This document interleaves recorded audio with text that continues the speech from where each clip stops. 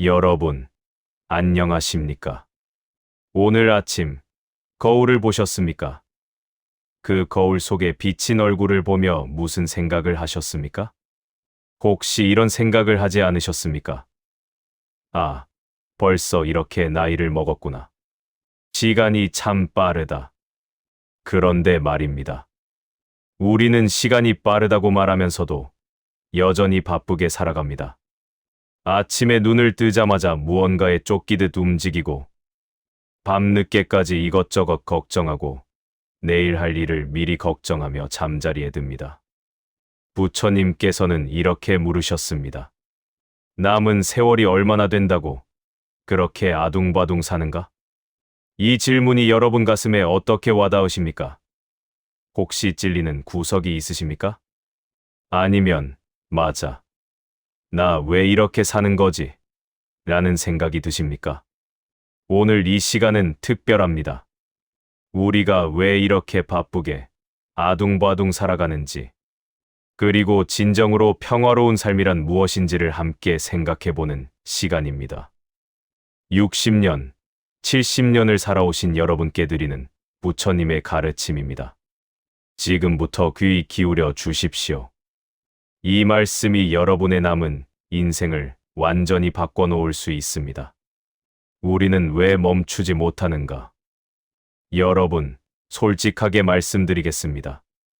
60대, 70대가 되면 사실 대부분의 일은 끝났습니다. 자식들은 다 키웠습니다. 직장 생활도 은퇴했습니다.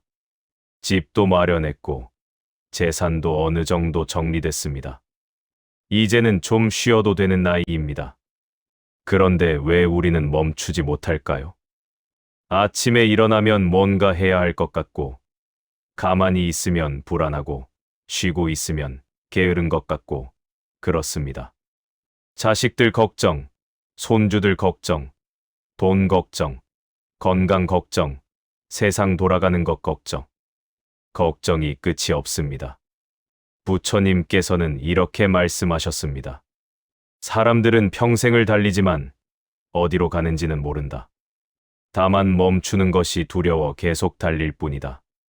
전곡을 찌르는 말씀입니다. 우리는 멈추는 것이 두렵습니다. 왜일까요? 멈추면 생각이 나기 때문입니다. 멈추면 지금까지 살아온 삶이 보이기 때문입니다. 멈추면 나는 과연 잘 살았는가? 라는 질문이 떠오르기 때문입니다.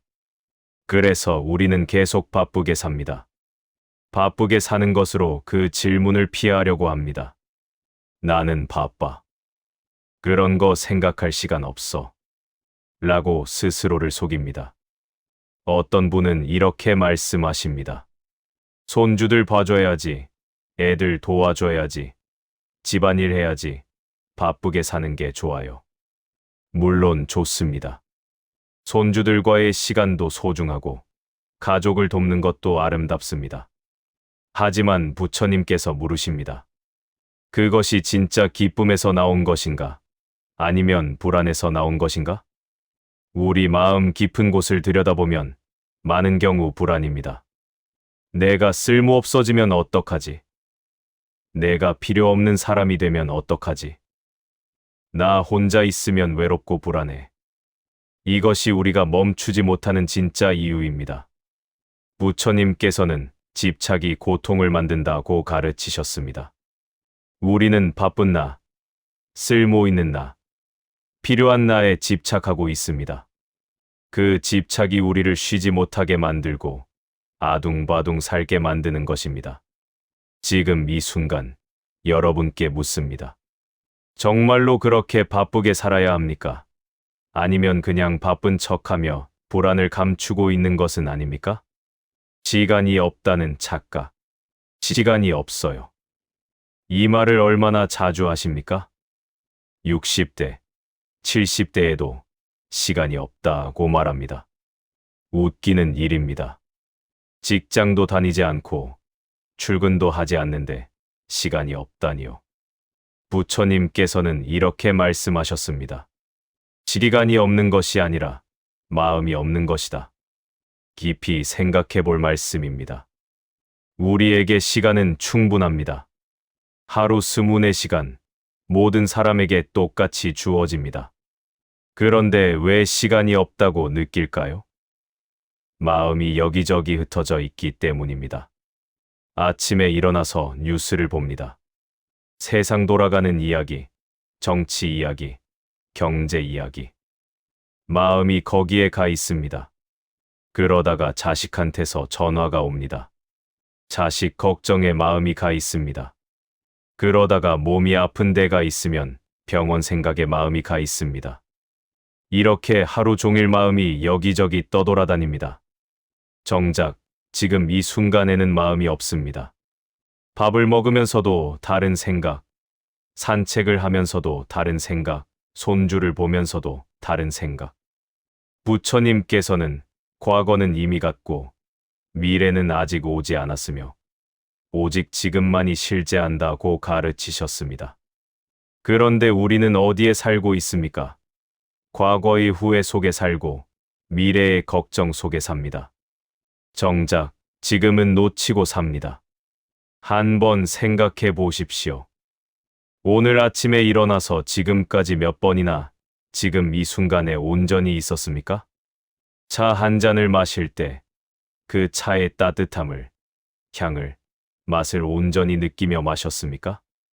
아니면 뭔가 다른 생각을 하면서 습관적으로 마셨습니까? 우리는 지금을 살지 않기 때문에 시간이 없다고 느낍니다. 100년을 살아도 지금을 살지 않으면 단 하루도 제대로 산 것이 아닙니다. 부처님께서는 이런 비유를 하셨습니다. 사람들은 강물에 떠내려가면서도 물을 마시지 못한다. 온통 물에 둘러싸여 있으면서도 목마름으로 죽어간다. 시간도 마찬가지입니다. 우리는 시간 속에 살고 있지만 시간을 누리지 못합니다. 시간이 흘러가는 것을 바라보기만 할 뿐 시간의 주인이 되지 못합니다. 남은 세월이 얼마나 됩니까? 10년, 20년, 30년, 하느님만 아십니다. 하지만 분명한 것은 그 시간이 그렇게 많지 않다는 것입니다. 그런데도 우리는 여전히 시간 나면, 나중에, 언젠가라고 말합니다. 정말로 하고 싶은 것, 정말로 만나고 싶은 사람, 정말로 가고 싶은 곳, 모두 나중에로 미룹니다. 부처님께서는 경고하셨습니다. 내일을 기약하지 말라. 죽음은 예고 없이 찾아온다. 무서운 말씀입니다. 하지만 진실입니다. 우리는 내일이 있을 거라고 착각합니다. 다음 주가 있을 거라고, 내년이 있을 거라고 믿습니다. 하지만 그것은 보장되지 않습니다. 그래서 부처님께서는 말씀하십니다. 오늘 할 수 있는 일을 내일로 미루지 말고, 지금 할 수 있는 일을 나중으로 미루지 말라. 지금 이 순간이 당신이 가진 전부다. 욕심이 우리를 아둥바둥 살게 만든다. 여러분께 조심스럽게 여쭙겠습니다. 아직도 더 갖고 싶은 것이 있으십니까?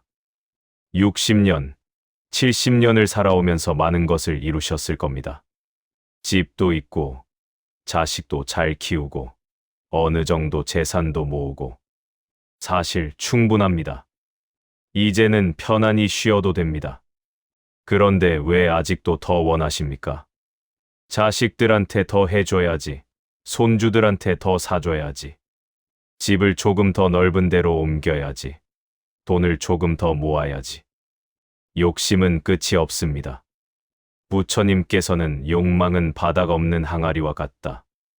아무리 채워도 결코 가득 차지 않는다고 말씀하셨습니다. 우리는 평생을 채우며 살았습니다. 젊었을 때는 결혼하면 행복할 거야. 결혼하고 나서는 집 마련하면 행복할 거야. 집 마련하고 나서는 자식만 잘 키우면 행복할 거야. 자식 다 키우고 나서는 손주만 보면 행복할 거야. 그렇게 평생을 하면 행복할 거야 라고 말하며 살았습니다. 그런데 정작 행복했던 적이 있습니까?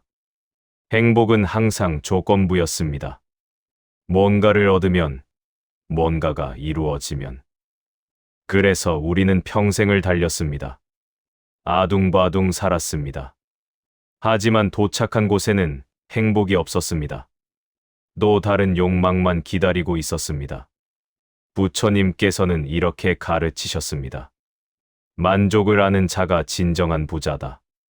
더 많은 것을 가진 자가 아니라 더 적은 것을 필요로 하는 자가 부유하다. 지금 이 순간 여러분이 가진 것을 한번 세어 보십시오. 먹을 것이 있습니까? 있습니다. 입을 것이 있습니까? 있습니다. 잘 곳이 있습니까? 있습니다. 가족이 있습니까? 있습니다. 건강이 있습니까? 어느 정도는 있습니다. 그렇다면 충분합니다. 진짜로 충분합니다. 아니, 그래도 자식들한테 뭐라도 더 남겨줘야지. 이렇게 생각하시는 분들이 많습니다. 자식 사랑하는 마음은 이해합니다. 하지만 자식들은 정말로 그것을 원합니까? 자식들이 진짜로 원하는 것은 돈이 아닙니다. 건강한 부모입니다. 행복한 부모입니다. 평화로운 부모입니다. 돈 몇 푼 더 주려고 아둥바둥 사는 부모보다 여유롭고 편안하게 웃으며 사는 부모를 보고 싶어 합니다. 부처님께서는 자식에게 최고의 유산은 물질이 아니라 지혜다라고 하셨습니다. 돈은 쓰면 없어지지만 지혜는 영원합니다. 평화롭게 사는 모습, 만족하며 사는 모습, 욕심 없이 사는 모습. 그것이 자식들에게 줄 수 있는 가장 큰 가르침입니다. 그런데 우리는 어떻습니까? 여전히 욕심내고, 비교하고, 더 갖고 싶어 합니다. 옆집은 손주한테 저렇게 사주던데, 우리도 사줘야지. 이게 사랑입니까? 경쟁입니까? 부처님께서는 경고하셨습니다. 욕심은 독과 같다. 처음에는 달콤하지만 결국 당신을 죽인다. 욕심 때문에 우리는 평생을 아둥바둥 살았습니다. 그리고 지금도 여전히 아둥바둥 살고 있습니다. 이제 그만 내려놓으십시오. 충분히 했습니다. 이제는 쉴 때입니다. 비교하는 마음이 평화를 빼앗는다. 여러분, 솔직하게 대답해 주십시오. 다른 사람과 자신을 비교하십니까? 우리 자식은 별로인데 옆집 자식은 잘 나가더라. 우리는 이것밖에 없는데 저 사람은 저렇게 많이 가졌더라. 나는 늙었는데 저 사람은 아직도 젊어 보이더라. 비교는 습관입니다. 평생을 비교하며 살았기 때문에 이제는 자동으로 비교가 됩니다.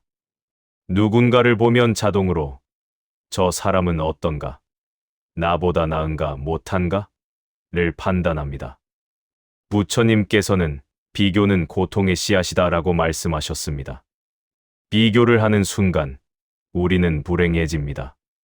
왜냐하면 항상 나보다 나은 사람이 있기 때문입니다. 더 많이 가진 사람, 더 건강한 사람, 더 행복해 보이는 사람. 찾으면 끝이 없습니다.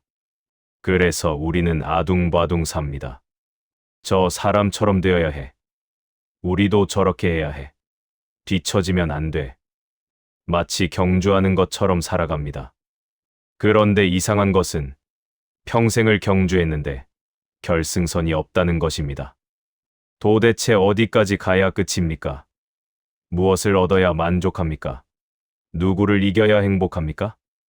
부처님께서는 이렇게 가르치셨습니다. 각자의 길이 다르다. 꽃과 나무를 비교할 수 없듯이 사람과 사람을 비교할 수 없다. 매화는 매화대로 아름답고 장미는 장미대로 아름답습니다. 매화가 나는 왜 장미처럼 화려하지 않을까? 라고 고민한다면 우습지 않습니까? 장미가 나는 왜 매화처럼 청초하지 않을까? 라고 걱정한다면 어리석지 않습니까? 우리도 마찬가지입니다. 각자의 인생이 있고 각자의 아름다움이 있습니다. 남과 비교할 필요가 없습니다. 그래도 우리 자식은 좀 아쉬워요. 이렇게 말씀하시는 분들이 있습니다. 그렇다면 묻겠습니다. 당신 자식이 건강합니까? 착합니까? 부모를 잘 모십니까? 그렇다면 충분합니다. 다른 사람 자식이 의사라고, 변호사라고, 대기업 다닌다고 부러워할 필요 없습니다. 그 사람들은 그 사람들대로 고민이 있고, 스트레스가 있고, 어려움이 있습니다. 겉만 보고 판단하지 마십시오. 부처님께서는 남의 떡이 커 보이는 것은 작시다. 각자에게 주어진 몫이 있다고 하셨습니다. 비교를 멈추는 순간 평화가 찾아옵니다. 나는 나대로 괜찮아. 우리 가족은 우리대로 좋아. 지금 이대로 충분해. 이렇게 생각하는 순간 마음이 편안해집니다. 그러면 더 이상 아둥바둥 살 필요가 없습니다. 남을 따라잡으려고 애쓸 필요가 없습니다. 그냥 내 길을 걸어가면 됩니다. 내 속도로, 내 방식대로. 죽음을 외면하는 삶. 여러분께 불편한 질문을 하나 하겠습니다. 죽음에 대해 생각해 보신 적 있으십니까? 대부분 피하실 겁니다. 아이고, 무슨 재수 없는 소리야. 아직 죽을 때가 아니에요. 이렇게 말씀하실 겁니다. 하지만 부처님께서는 죽음을 직시하는 자만이 삶을 제대로 산다고 가르치셨습니다. 60대, 70대면 죽음이 그리 먼 이야기가 아닙니다. 주변에서 친구들이, 동창들이, 형제들이 하나둘씩 떠나가는 것을 보셨을 겁니다. 어머, 그 사람이. 아니, 그렇게 건강했는데. 죽음은 예고 없이 찾아옵니다. 그런데 우리는 왜 죽음을 외면합니까? 두렵기 때문입니다. 인정하기 싫기 때문입니다. 나는 아직 아니야. 나는 아직 젊어. 나는 아직 할 일이 많아. 그래서 우리는 마치 영원히 살 것처럼 행동합니다. 미루고, 망설이고, 나중에라고 말합니다. 죽음을 생각하지 않기 때문에 삶을 소중히 여기지 않습니다. 부처님께서는 제자들에게 매일 이렇게 명상하라고 가르치셨습니다. 나는 죽는다. 죽음을 피할 수 없다. 오늘이 마지막 날일 수 있다. 무섭습니까? 우울합니까? 아닙니다.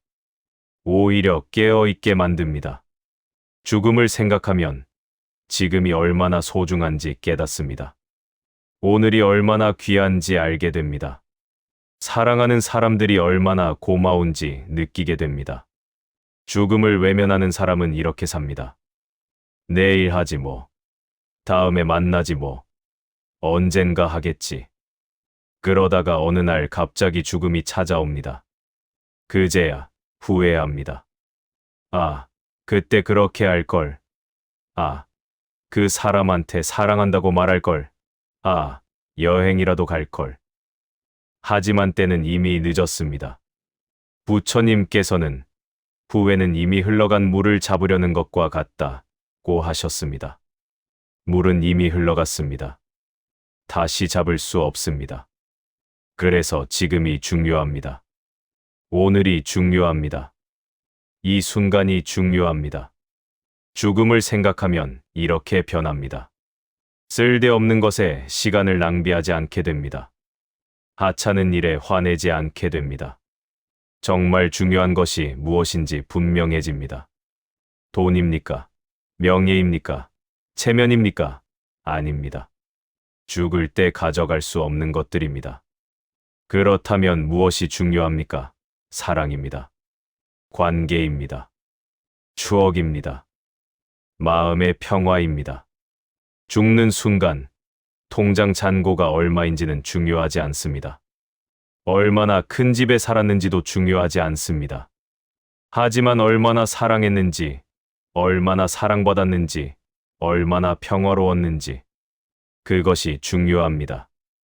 부처님께서는 죽음을 기억하는 자는 헛되이 살지 않는다고 말씀하셨습니다. 남은 세월이 얼마나 됩니까? 모릅니다. 하지만 확실한 것은 생각보다 많지 않다는 것입니다. 그런데도 우리는 여전히 아둥바둥 삽니다. 중요하지 않은 것에 매달리고 가져갈 수도 없는 것을 모으려 애쓰고 이제 그만 멈추십시오. 죽음을 직시하십시오. 그리고 진짜 중요한 것에 집중하십시오. 진정한 쉼이란 무엇인가? 이제 좀 쉬어야지. 이렇게 말씀하시는 분들이 많습니다. 은퇴하고 자식들 다 키우고 이제는 좀 쉬면서 살아야지. 그런데 정작 쉬지 못합니다. 왜일까요? 진짜 쉼이 무엇인지 모르기 때문입니다. 많은 분들이 생각하는 쉼은 이렇습니다. 아무것도 하지 않는 것, TV 보는 것, 친구들 만나서 수다 떠는 것, 여행 가는 것. 물론 이것들도 좋습니다. 하지만 부처님께서 말씀하시는 쉼은 다릅니다. 부처님께서는 진정한 쉼은 몸을 쉬는 것이 아니라 마음을 쉬는 것이다 라고 가르치셨습니다. 우리는 몸은 쉬어도 마음은 쉬지 않습니다. 소파에 앉아 있어도 마음은 이리저리 돌아다닙니다. TV를 보면서도 걱정하고, 여행을 가서도 불안하고, 친구를 만나도 비교하고. 진짜 쉬는 것은 마음을 내려놓는 것입니다. 걱정을 내려놓고, 욕심을 내려놓고, 집착을 내려놓는 것입니다. 그게 쉬운 줄 아세요? 어렵습니다. 평생을 걱정하고 욕심내며 살았는데 갑자기 내려놓으라니 어렵습니다. 하지만 연습하면 됩니다. 부처님께서는 마음은 훈련할 수 있다고 하셨습니다. 어떻게 훈련합니까? 첫째, 호흡에 집중하는 것입니다. 조용히 앉아서 숨을 쉽니다. 들숨, 날숨. 그것만 관찰합니다. 다른 생각이 떠오르면 생각이 일어났구나 하고 인정하고 다시 호흡으로 돌아옵니다. 처음에는 1분도 집중이 안 됩니다. 10초도 안 돼서 딴 생각을 합니다. 괜찮습니다. 계속 연습하면 됩니다. 둘째, 지금 하는 일에만 집중하는 것입니다. 밥을 먹으면 밥 먹는 것에만 집중합니다. 밥의 맛, 씹는 느낌, 삼키는 감각, 온전히 느낍니다. 설거지를 하면 설거지에만 집중합니다. 물의 온도, 그릇의 느낌, 비누 거품의 촉감, 온전히 느낍니다. 셋째, 감사하는 연습을 하는 것입니다. 아침에 눈을 뜨면 오늘도 눈을 떴구나. 감사하다. 밥을 먹으면 이 밥을 먹을 수 있구나. 감사하다. 가족을 보면 이 사람이 내 곁에 있구나. 감사하다. 이렇게 살면 마음이 쉽니다. 마음이 쉬면 몸도 쉽니다. 진짜 쉬는 것입니다. 부처님께서는 평화는 멀리 있지 않다. 바로 지금 여기 당신의 마음 속에 있다고 말씀하셨습니다. 우리는 평화를 찾아 여기저기 헤맵니다. 저기 가면 평화로울 거야. 저것만 얻으면 행복할 거야. 하지만 평화는 밖에 없습니다. 안에 있습니다. 마음을 내려놓는 순간 평화는 저절로 찾아옵니다. 더 이상 아둥바둥 살 필요가 없습니다. 그냥 있는 그대로, 지금 이대로 충분합니다. 남은 인생을 어떻게 살 것인가? 이제 마무리할 시간입니다. 부처님께서 물으셨습니다. 남은 세월이 얼마나 된다고 그렇게 아둥바둥 사는가? 이 질문에 대한 답을 찾으셨습니까? 우리가 아둥바둥 사는 이유는 무엇입니까?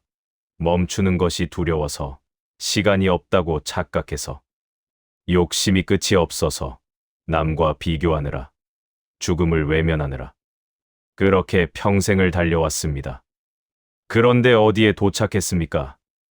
행복에 도착했습니까? 아니면 여전히 달리고 있습니까?